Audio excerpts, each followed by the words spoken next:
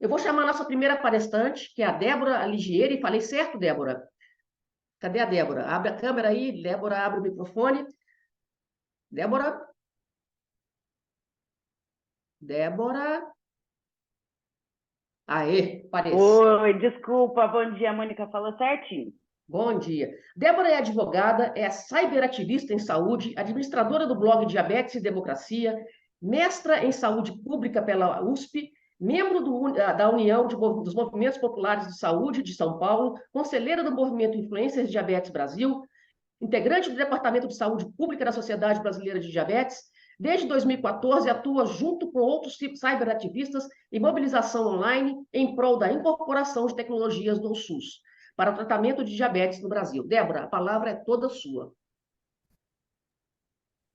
Bom, bom dia, minhas queridas companheiras do Movimento Influência Diabetes Brasil, companheiros e todo mundo que está aqui. É uma alegria muito grande para mim e uma honra estar começando esse evento e para falar justamente de um tema que tanto me agrada, né? Junto com todas essas qualificações aí, tem uma que é muito importante, que é uma pessoa apaixonada pelo SUS.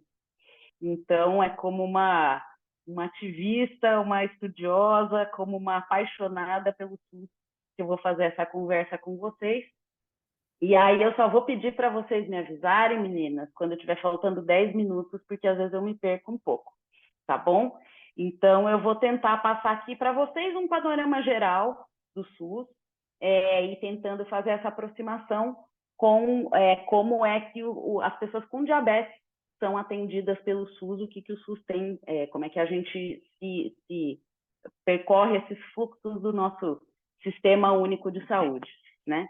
Pode passar para o próximo, por favor. Então, acho que uma coisa que é muito importante sempre quando a gente vai falar do SUS é o que ele significa, né? Acho que, assim, o SUS é um sistema de direitos, né? Ao contrário de outros tipos de sistemas, ele não é uma oferta de serviços como se fosse um mercado, né? A gente, na militância, a gente fala muito, saúde não é mercadoria, e justamente isso no Brasil, o SUS é um direito, e ele só é um direito porque houve muita luta, né? Alguém aqui definiu que a advocacy como luta por direitos, o SUS veio justamente disso, né? A gente no Brasil, antes da Constituição Federal de 88, saúde não era um direito, né? Saúde era um direito previdenciário trabalhista, então só tinha direito a atendimento, a assistência, trabalhadores formais, registrados. Então, você imagina no contexto que a gente tem hoje, por exemplo, de muita informalidade, pejotização, como é que seria isso, né? Então, foi a partir da discussão que começou já lá nos anos 40, 1940, e se tornou mais intenso nos anos 70, no movimento da reforma sanitária, composto por organizações de trabalhadores, movimentos populares, organizações da academia, é que começou a se discutir a necessidade de uma reforma para justamente ter um sistema que atendesse todas as pessoas no Brasil, como uma condição de cidadania, né? Então, foi a partir dessa discussão, e aí tem algumas fotos, né, que eu mostro, então, uma característica que é também única no mundo, além da gente ser o único sistema que atende mais de 200 milhões de pessoas, também foi o país onde essa luta pelo direito à saúde se desenvolveu junto com a luta pela redemocratização do Brasil. Então, o sanitarista Sérgio Aroca cunhou uma frase dizendo que saúde é democracia e democracia é saúde, porque se você não tiver um contexto político democrático, você não consegue garantir a saúde como um direito. E essa outra, então, tem uma foto aí de uma manifestação, essa foto que está aqui à direita no lado superior é da 8ª Conferência Nacional de Saúde, que foi a 8ª Conferência Nacional, foi a primeira conferência onde as pessoas puderam participar, porque antes disso só participavam autoridades e técnicos, né? E foi a partir dessas discussões que se concebeu todo o projeto de SUS que a gente tem hoje, não totalmente realizado, mas que foi a partir dessas discussões que isso foi parar na Constituição Federal. E essa outra foto que tem aí é da conferência que a gente teve esse ano, né? Esses momentos são sempre muito importantes para a gente discutir política. Próximo, por favor. Então, quando então, a partir dessa discussão, durante a Constituinte, então, a saúde foi incluída como um direito. Então, ali a Constituição Federal prevê que a saúde, ao mesmo tempo, é um direito do cidadão e um dever do Estado, né? E esse direito vai ser garantido a partir de políticas sociais e econômicas, garantindo acesso universal, igualitário às ações e serviços, visando promoção, proteção e recuperação de todas as pessoas, né? De todas as condições. E o artigo 198, então, vai estruturar como é que vai se dar a organização desse serviço, né? Então, próximo, por favor. A partir daí, a gente tem, então, as normas de organização do SUS. Você tem uma infinidade de leis e normas e portarias para a organização de um sistema do porte que a gente tem do SUS, né? Mas aqui eu estou trazendo mais ou menos as principais, as que dão o direcionamento central. Então, a Constituição Federal trata da saúde dentro do tema da Seguridade Social, traz, então, os artigos 196 a 200, as leis orgânicas da saúde.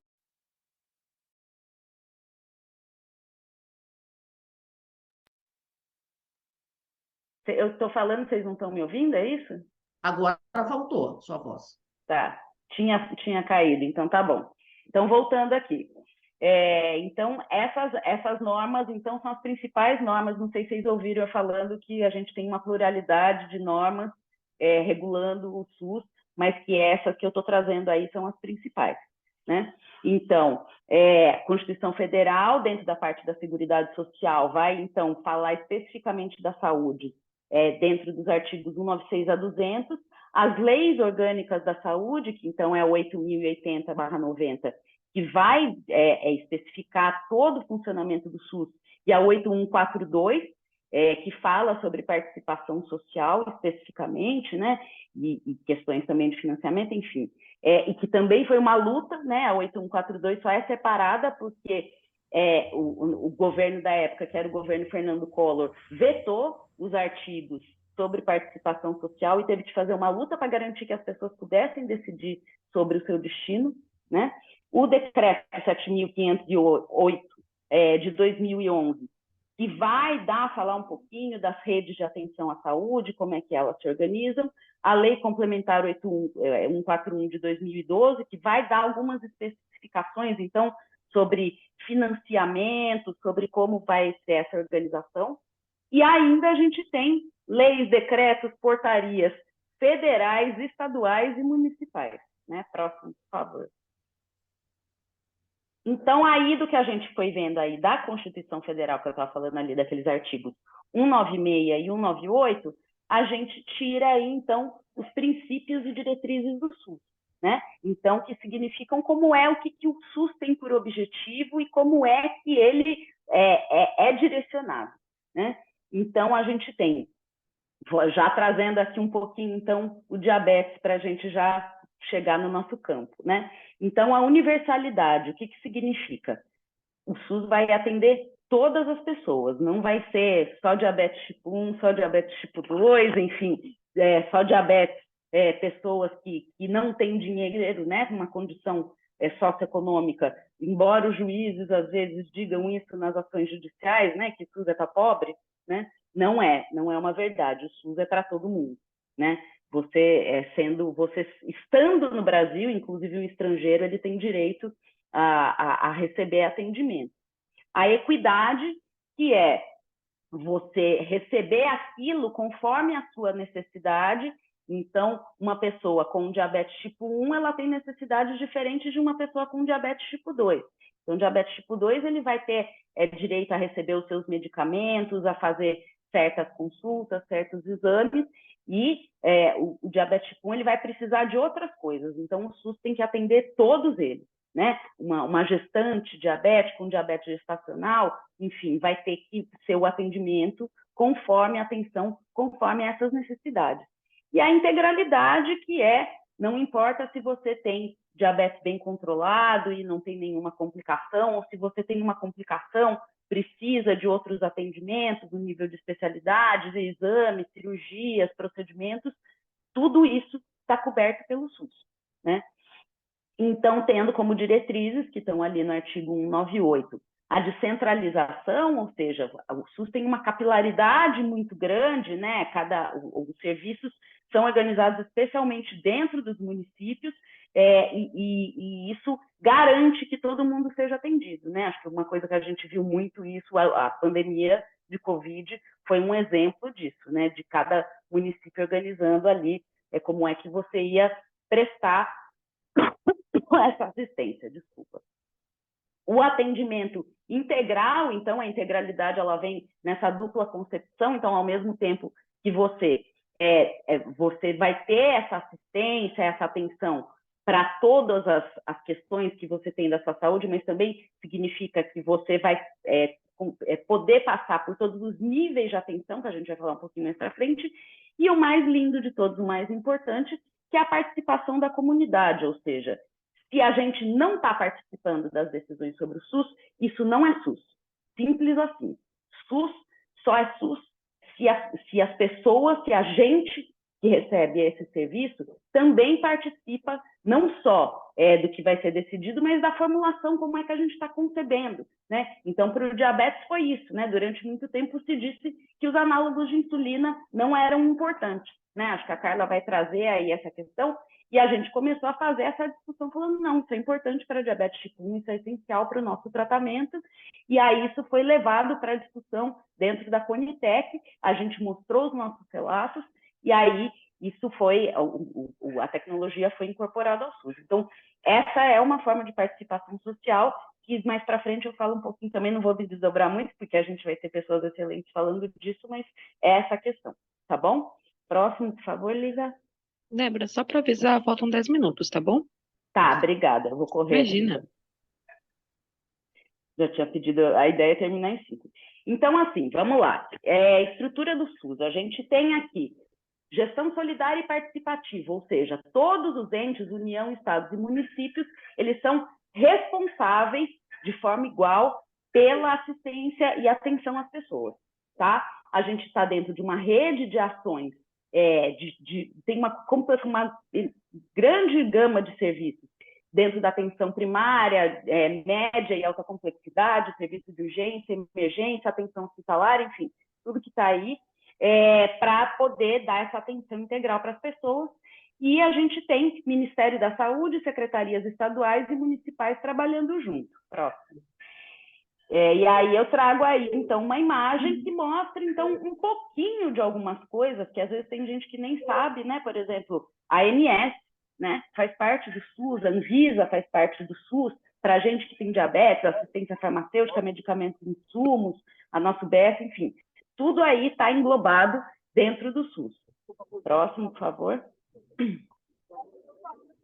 Então, a gente tem, vamos falar um pouquinho desses níveis de atenção bem rapidamente. Vamos lá, a gente tem, então, atenção primária, que é a nossa atenção básica, atenção secundária e atenção terciária. Vamos lá, próximo.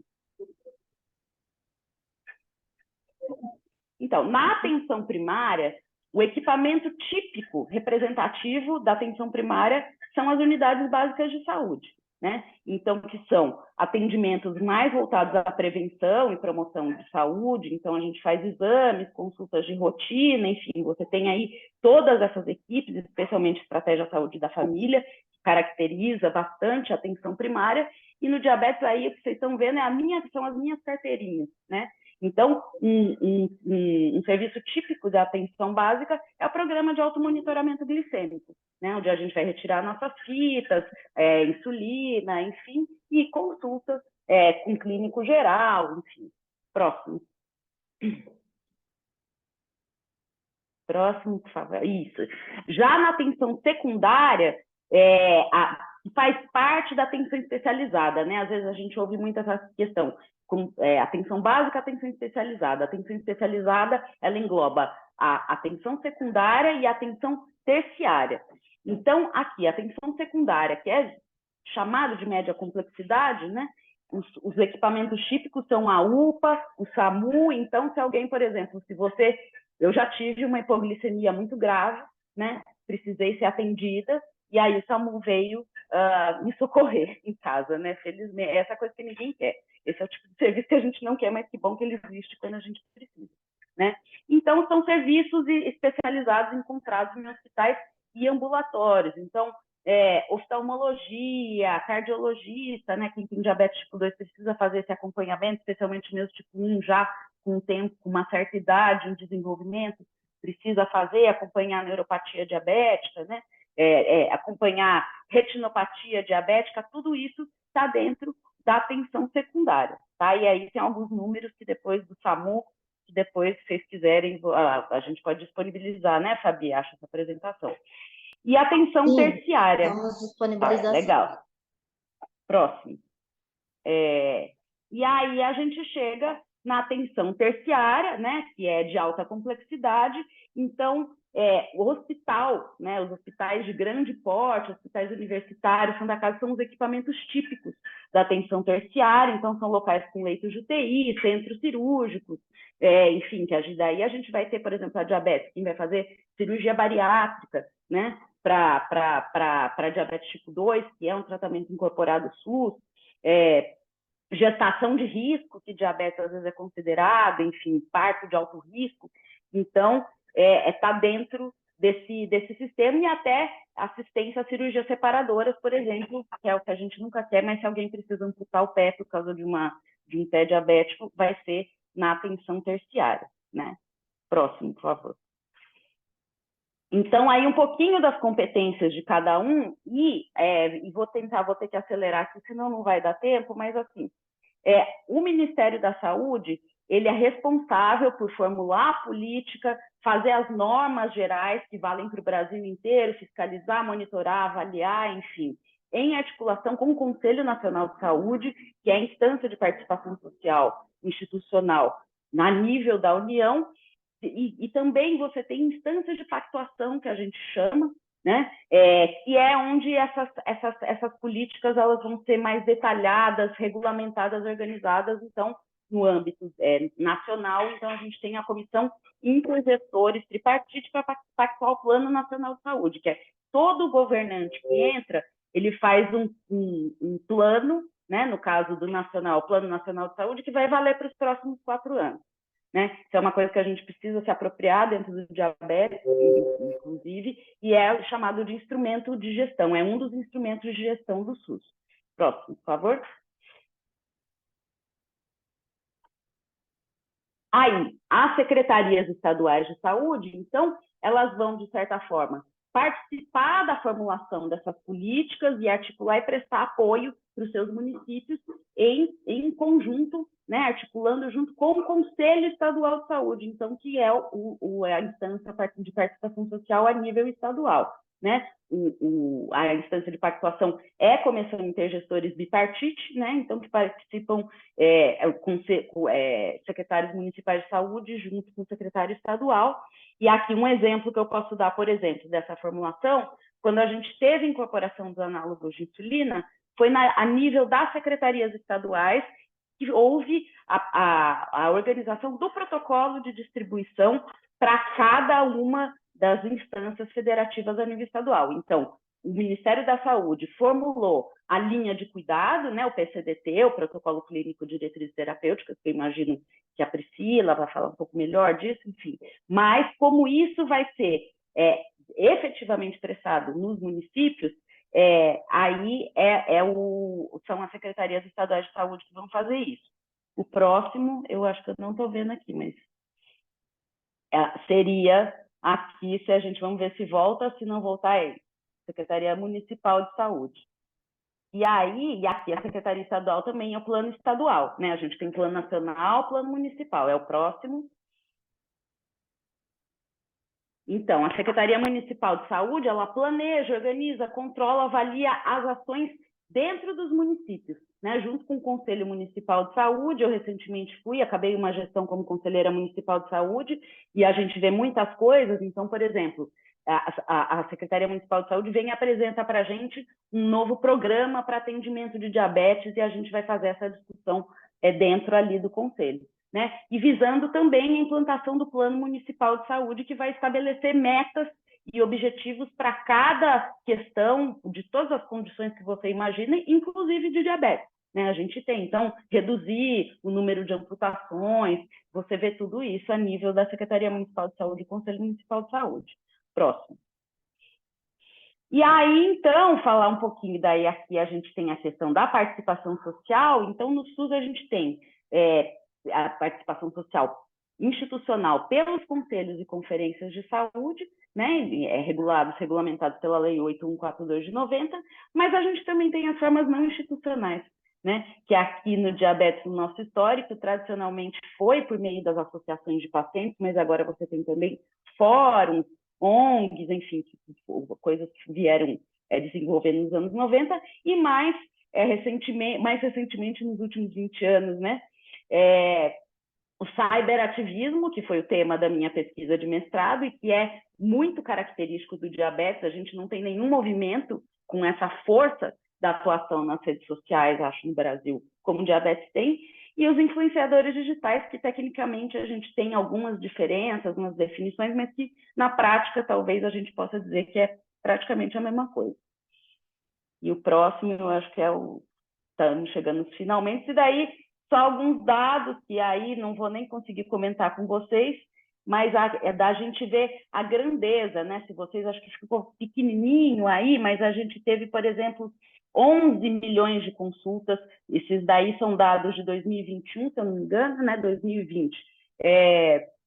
11 milhões de consultas para pessoas com diabetes pelo SUS, né? Você tem acho que, se eu não me engano, 7,4% das pessoas cadastradas no SUS são pessoas com diabetes, né? É muito grande isso. Então, pode passar o próximo também. E a gente também tem, infelizmente, os atendimentos, a gente tem questões de gastos, né? Internações, né? É o próximo, por favor. Né? O custo de internações, que a gente vê aqui, ficou pequenininho mesmo, mas vem crescendo ano a ano, né? Isso significa que o nosso papel aqui é muito importante, porque isso é uma coisa que a gente precisa reduzir, né? E óbitos também, né? Infelizmente, aqui a gente tem um dado que 15,8% são óbitos relacionados ao diabetes, e muitos deles morte precoce, né? Então, próximo. E aí é isso, gente. Eu peço desculpa já por retardar o tempo.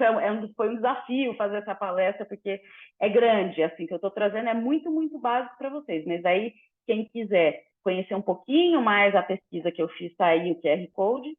E aí, o último slide é só agradecimento mesmo. E volto a dizer que eu estou muito feliz de estar aqui com vocês e de ver todo mundo aqui interessado em lutar por direitos e melhorar a vida das pessoas com diabetes no Brasil. Débora, muito obrigada. Foi fantástica a sua palestra. A gente conhecer mais essa complexidade que é o SUS, né? Que muita gente às vezes não sabe, acha que é uma coisa simples, mas não é tão simples assim. E alguém tem alguma pergunta, levanta a mão, por favor, senão a gente vai passar para a próxima, porque a gente já está acima do tempo. Temos tempo para uma pergunta aqui. Alguém quer fazer? A Lívia levantou a mão. Lívia, Eu então posso pode. falar? Pode. Rapidinho. Primeiro, eu queria agradecer, né, a Débora. É sempre muito enriquecedor, né, escutar você.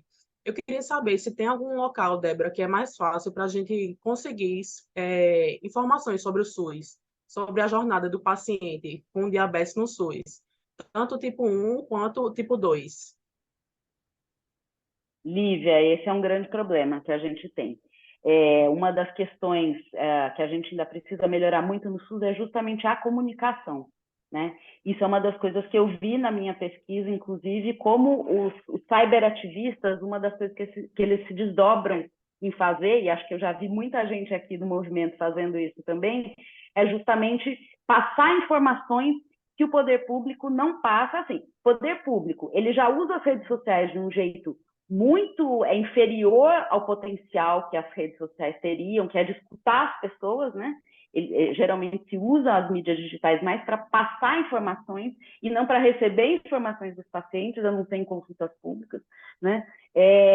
Mas, ao mesmo tempo, também a divulgação do fluxo, né, do serviço, às vezes também não é muito bem divulgado. Então, da minha experiência, como é que eu soube como transitar pelo SUS? Eu sou uma pessoa que faço boa parte dos meus tratamentos pelo SUS, e eu fui aprendendo isso indo atrás, indo na unidade básica de saúde, perguntando, e quando a gente faz parte do controle social, a gente também sabe melhor, né? A gente também entende melhor, né? Então, e às vezes também conversando com os próprios profissionais, o que é um dos problemas. Eu não cheguei aqui, não vou entrar, porque senão daí a gente fica até o fim do dia falando. Uma das questões da terceirização é que os profissionais não conhecem a rede do SUS, né? Então, essa é uma das formas. Você conhecer, além de você saber para onde você vai encaminhar o paciente, você também sabe como orientar, né, para falar. Então, acho que é assim, talvez assim, na época que eu comecei a buscar os serviços, a gente não tinha nem sites, né, de secretarias, mas assim, você tem tanto essa parte de tentar buscar, então tem gestões que vêm se esforçando para passar essas informações online, ou até mesmo disponibilizar. Você vai numa unidade básica de saúde, num equipamento, às vezes tem um cartaz explicando alguma coisa, né, como é que...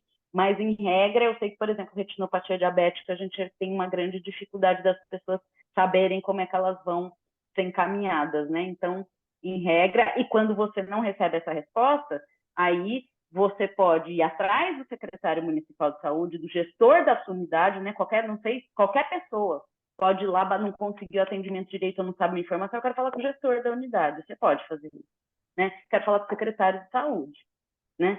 E aí fazer isso e pedir, às vezes, tem algumas informações que a gente quer, às vezes até mais detalhadas, que são tipo dados, né? Você pode pedir por via lei de acesso à informação, mas daí para transitar pelo serviço é meio que indo atrás mesmo, é você estando dentro do Regaçar a serviço manga, lá na unidade. como você bem Exatamente. faz. Débora, muito obrigada. Gastar Gratidão, chinelo. viu? A gente não tem tempo para outra pergunta, tem mais perguntas aqui, mas a gente vai responder depois, a gente passa para a Débora e ela responde, tá bom, gente? Eu tento responder aqui no chat enquanto isso também. Tem uma pergunta no chat bem interessante, ele da Michele, tá, Débora? Por favor. Gente,